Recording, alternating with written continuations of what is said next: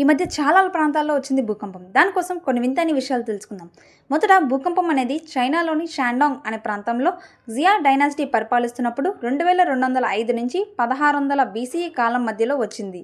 ఈ భూకంపం అనేది భూమి కింద ఉన్న మొదటి లేయర్నే క్రస్ట్ అని అంటారు. అందులో ఎనర్జీ రిలీజ్ అయ్యి వచ్చే ఈ సడన్ మూమెంట్నే భూకంపం అంటాం. భూమి కింద ఎక్కడైతే ఈ మూమెంట్ స్టార్ట్ అవుతుందో దాన్ని హైపోసెంటర్ అని, ఇంకా భూమిపైన ఎక్కడైతే ఈ మూమెంట్ మనకు జరుగుతుందో దాన్ని హెపీ సెంటర్ అని పిలుస్తాం. ఈ భూకంపం కోసం తెలుసుకోవడానికని యానీ డొమిని 132లో జాంగ్ హ్యాంగ్ అనే చైనీస్ ఫిలాసఫర్ దాన్ని కనిపెట్టడానికని సిసోమీటర్ని కనిపెట్టారు.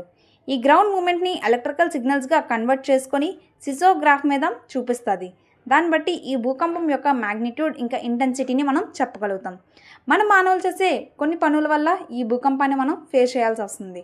అవే వాటర్ రిజర్వాయర్స్ని కన్స్ట్రక్ట్ చేయడం, వేస్ట్ వాటర్ని డీప్ లెవెల్స్లోకి ఇంజెక్ట్ చేయడం, ఇంకా మన అవసరాల కోసమని గనులు తవ్వడం, ఇంకా మన అవసరాలకి ఆయిల్ ఇంకా గ్యాస్ని భూమి నుంచి తీసుకోవడం, మనం గొడవలు పడుకొని న్యూక్లియర్ బాంబ్స్ని పేల్చడం, అధికంగా నీటిని వాడడం, గ్యాసెస్ని భూమిలో స్టోర్ చేయడం ద్వారా క్రస్ట్లోని స్ట్రెస్ పెరిగి ఈ భూకంపాలు వచ్చే అవకాశాలు ఉంటాయి.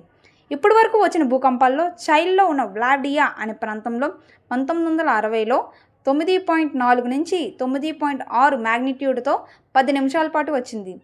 భూకంపాల వల్ల అత్యధిక నష్టం 1556లో సెంట్రల్ చైనాలో వచ్చిన భూకంపం వల్ల 8,30,000 మంది ప్రజలు ప్రాణాలు కోల్పోయారు.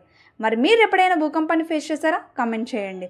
వీడియో వర్తి అనిపిస్తే లైక్ చేసి సబ్స్క్రైబ్ చేసుకోండి.